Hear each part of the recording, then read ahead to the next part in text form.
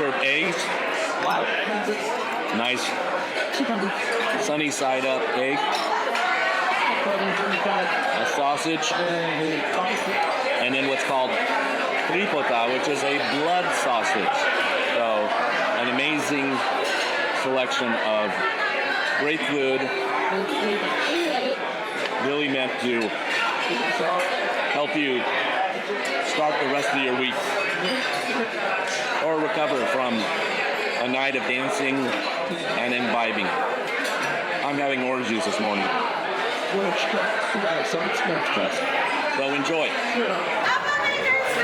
Up for Bakersfield. All right, there we go. Watch it on YouTube later.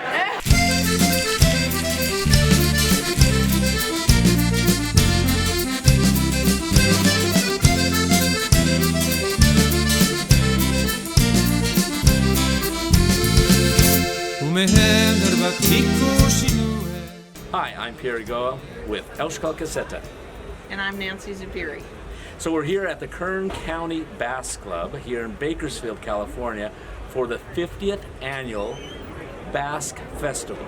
You know, every summer the Basque people get together for NABO, which is a North American Basque Organization convention. And we're here in Bakersfield for that event. An integral part of the Basque festivals is its food and celebration of that great food. Barbecued lamb is always the main course at all of these picnics, and that's because of the Basques' history as sheepherders in this country. We're gonna check out today what the chefs are doing and how they're cooking up all this food for all these people. Everything from lamb to sausage to even Gateau Basque, which is the Basque cake. So we can't wait. Join us. Guasen. The saying, "you are what you eat," is used to recommend good eating habits. In the Basque community, great nutrition has always been important, especially in the American Basque West, where men and women worked demanding jobs in the fields and the dusty open range. Nutritious, high-energy sources of food were a staple of daily living for the hard workers. During the day, sheepherders ate hearty beans and meats like lamb chops and stews that filled their tripa, their stomachs. Like their ancestors before them, they warmed themselves by their campfires and barbecued succulent pieces of meat until the best flavors and ceremonial smoke rose to the occasion. So when I was NABO president, there was a discussion after the Salt Lake City meeting about many people that there was a resurgence in starting chorizo, sausage, tripota making at home. This was a tradition that had started in the Basque Country, that a lot of people that were in their 30s and 40s at the time decided that they wanted to start doing this again. So we said, why not make a contest out of it? And that was, the first year was in Buffalo, Wyoming, and we had a handful of participants, and then it's been going ever since, and it's great because it spans different states. We have California, we have Idaho, we have Nevada that are participating, and this is something of a tradition that we're able to keep up and bring over here.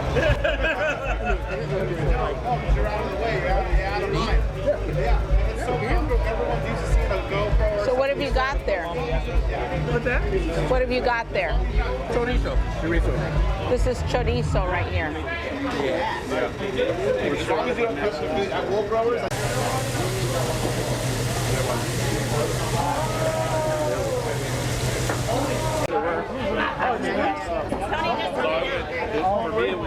There you go, Tony.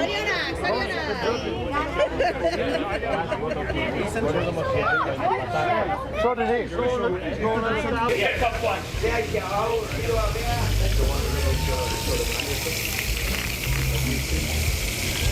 My name's Karlee Lahargou. Karlee Lahargou. And we're originally from Paso Robles, but are now in Fresno, California. Yeah, so we've been making Lukainka and sausage for years, and we decided to share a little bit today and see how everyone enjoys it. Yeah, so my dad and grandpa Pierre, they created the recipe years ago, and we just are continuing the tradition. And even he passed away a few years ago, but we still have some wine in the cellar, so we still make it with his homemade wine, and are really happy to share it with everyone. There are definite social and family aspects of eating, and it is influenced by the Basque culture and its culinary traditions. The role that eating plays in the Basque culture is a huge part of what brings Basque people together, joined by their friends in a communal celebration.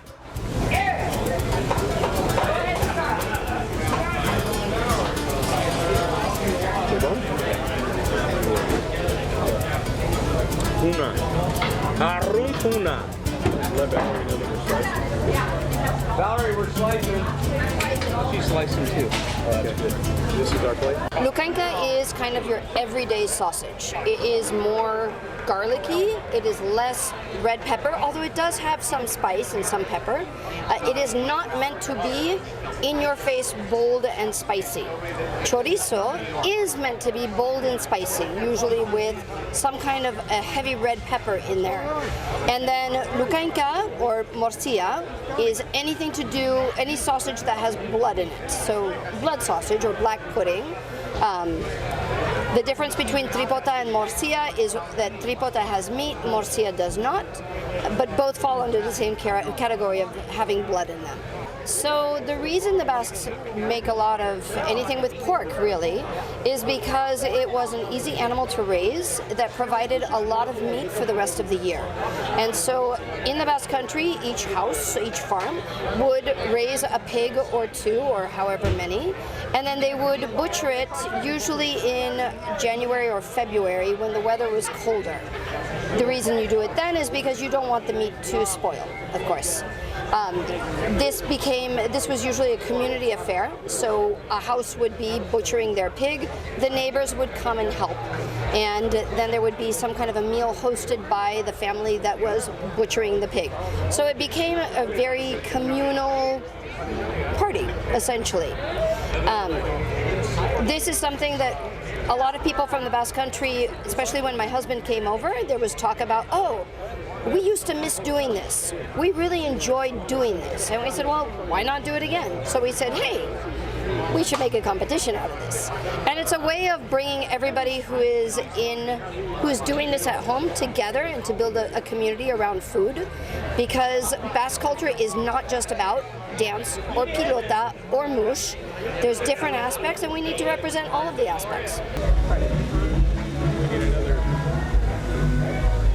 Here's some toothpicks. Oh, nice. Thank you. Well, Basque food is many things. Basque food in Europe is one thing. It's Michelin stars. It's foodies from all over the world, but Basque food in America is something very different. It's food that grew up here from the Basque community. It met a different set of needs. It was about feeding people well, with inexpensive cuts if possible. But it's all still today part of this Basque community. It's something we take pride in, this kind of culinary tradition we have of our own here in Basque America. This is for the dancers later. They have their meal. All right, so what's it called? Well, how do you say rice in Basque? That's a good question. Arrosa. I think so, Arrosa. Arrosa, tipulekin, tipula is onions, and arrosa, and just rice and chicken stock and green onions. It's very simple.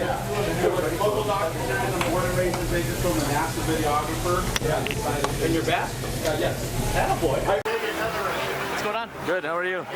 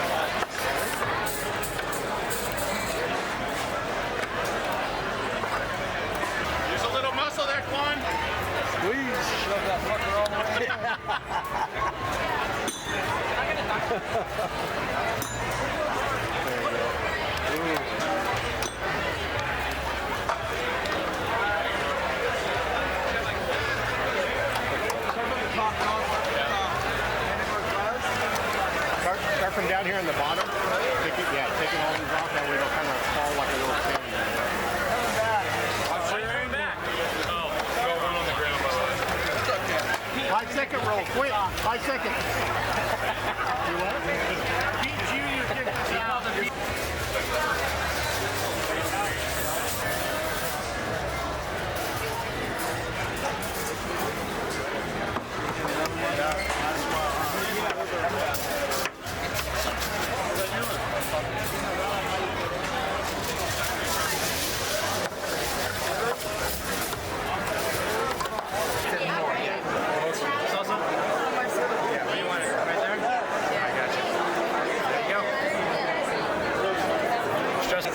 Okay, ask it again. You want salsa? Yes, please.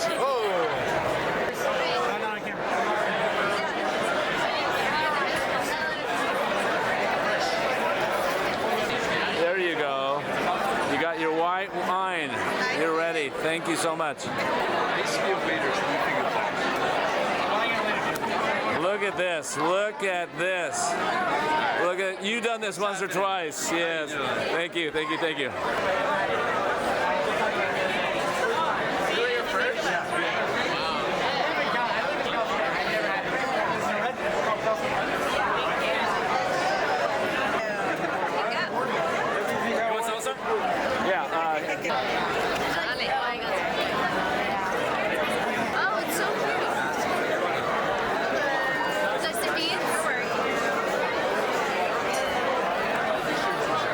For the food? All right. You love this kind of food? Do I love it? Yes. For sure. Lamb. Who doesn't love lamb, right? Lamb stew and roast Yes. lamb. Barbecue, both types. Enjoy! We let her out of the home for the day today. Are you a lamb? Are you a lamb lover? You love lamb?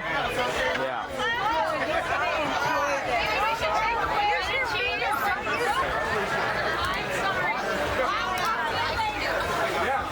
This is the best part of the food line is the food people.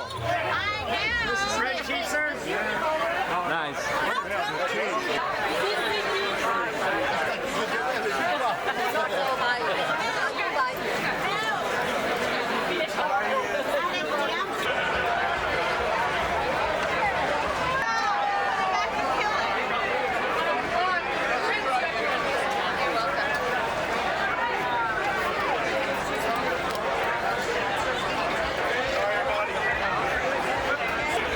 Love the food here? Yes, I love the food. Yes. That is what kind of food right there? Lamb, right? Lamb and, I don't know what lamb stew, I think. Lamb stew. Lamb stew. Okay. Enjoy. Bon appetit. Thank you. Enjoy. Only for the lamb. Only for the lamb? Ah, very good. Thank you. Thank you.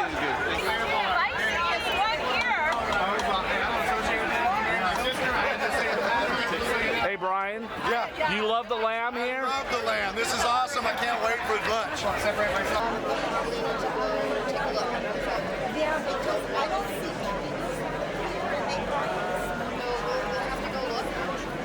Okay, but I don't have anybody's name or. They wrote it on a blue piece of tape. Are those not here? Well, It's on here. first name? Or last name? Pierre Tito? Pierre Pelones. It is? Yeah, really? Right here. Pierre, right there. Where is it? Oh my God.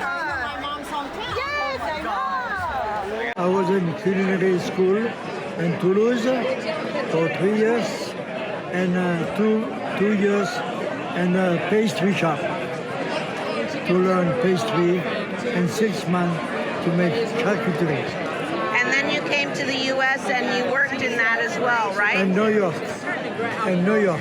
Oh, First in New time. York. Yeah, for 5 years. At a restaurant? A restaurant, La Potinière. Uh-huh. Apotelier. Okay, and then in San Francisco also. Yes, I got my own restaurant in Los Angeles, Wilshire Boulevard, Santa Monica. Chez Pierre. Chez Pierre. Yeah. That was your restaurant? Yes. Wow. And after I got in San Francisco, Restaurant de France, Hotel Restaurant de France, for 7 years. Wow. Yes. Okay. And you're still making Gateau Basque? Yes. I'm still making pastries. Okay, that's what you like. That's what you enjoy. Yes. And I work La Bourgogne for 4 years. La Bourgogne, French restaurant in San Francisco. Yeah. My name's Emma Manley. I'm from Fresno, California. Proud member of the Fresno Basque Club. Yeah, the Gateau Basque. I've been making it for probably 3 years, I would say. I first started because I think Fresno, they actually had a competition about right after COVID. They did a competition. I was like, oh, I want to try and make it. And I was able to get a recipe from actually my cousin. She's Basque as well. Her name's Mary Ann. And it was just, on a paper, handwritten. And I was like, oh, let me see how this goes. And yeah, ever since then, it's like my favorite thing to make. It's actually quite easy. A lot of people, you look at them, they kind of look like tarts. It's actually not that bad. And yeah, I made one today, had little stars on it, and yeah, I'm excited.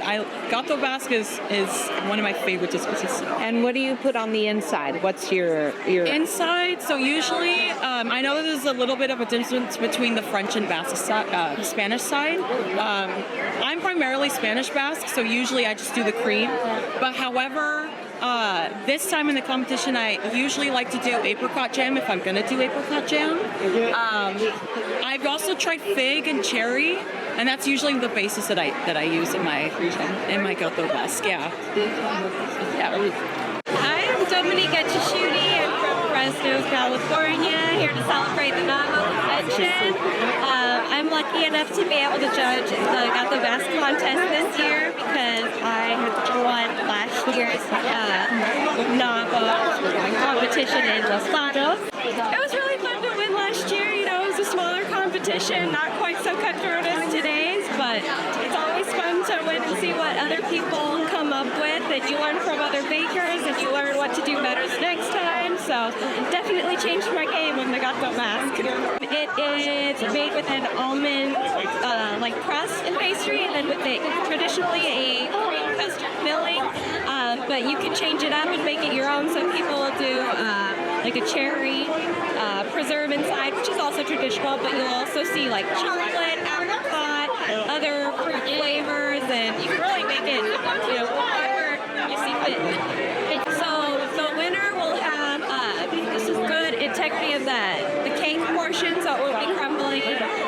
The custard ratio won't be, appropriate, not too much, not too little, and it will be cooked well.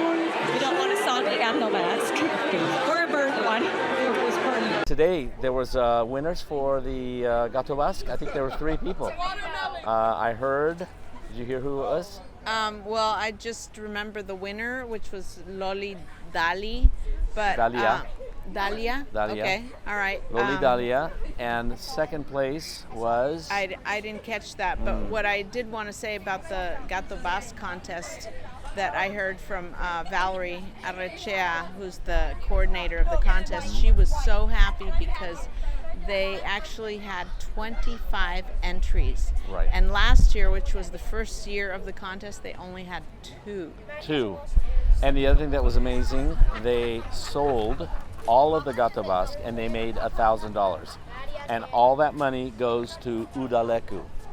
Yeah, Udaleku, $1,000. Amazing.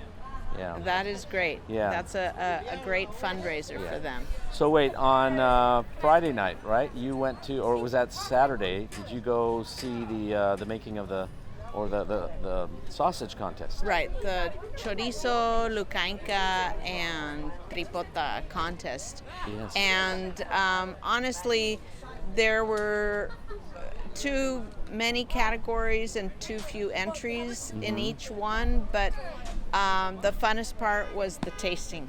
The tasting. And Who got there the was taste? enough sausage to go around. Everybody who was nice. in the immediate vicinity of the sausage as it was getting cut up could get to indulge. And I indulged, and it was definitely Nice. really Oh, cool. good. Of all three of those types? Yes. Oh, nice. Yeah. Okay. Uh-huh. Wow, I missed that. Okay. And then the lamb. I know you said you and Robert thought that the lamb was probably the best. Yeah. I think I have to admit, I judge everything by what the Kern County Basque Club, how they make their lamb, and it was really good. Yeah, and I think it's really, if you think about it, it's amazing. There are way more people at this festival than there normally are. And so they're feeding way more people, and yet they had a very high quality, good tasting lamb to serve everyone. I mean, think about it. All these hundreds of people that are here, and they're getting high quality food. Right. And then what was amazing is to be there by the barbecue pits and to see how quickly, once it's cooked, how quickly the team opens the barbecue racks, and they're quickly putting it into containers, put foil all over it, and they get it ready. So you're receiving it hot as if it was straight off the grill. And it was very tasty and very hot. Yeah. And they haven't even finished cooking. You can see the smoke over there. Yeah. Right Okay. now they're heating up chorizos, Chorizo, right, yeah. for chorizo sandwiches. So they've been cooking all weekend. Yes, they have. Yeah. Yeah. Yeah, you can smell it. If next time we'll bring you the smell over the smell-o-vision. But yeah, it's a great way to experience the Basque Club.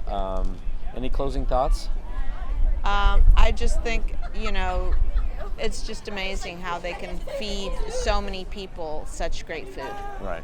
Yeah. That's the Basque tradition. It is. It is. Good food is way up here on their priority list, and they know how to do it. They know how to do it. Yep. Yep. I agree. Okay.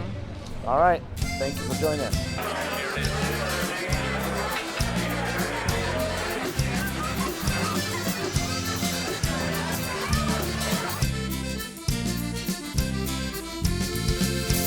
Umehender bat ikusi nuen Donostiako karean Izardizko barez agabe Nora pasatu parea Gorputza zuen irain eta Oina zamiltzen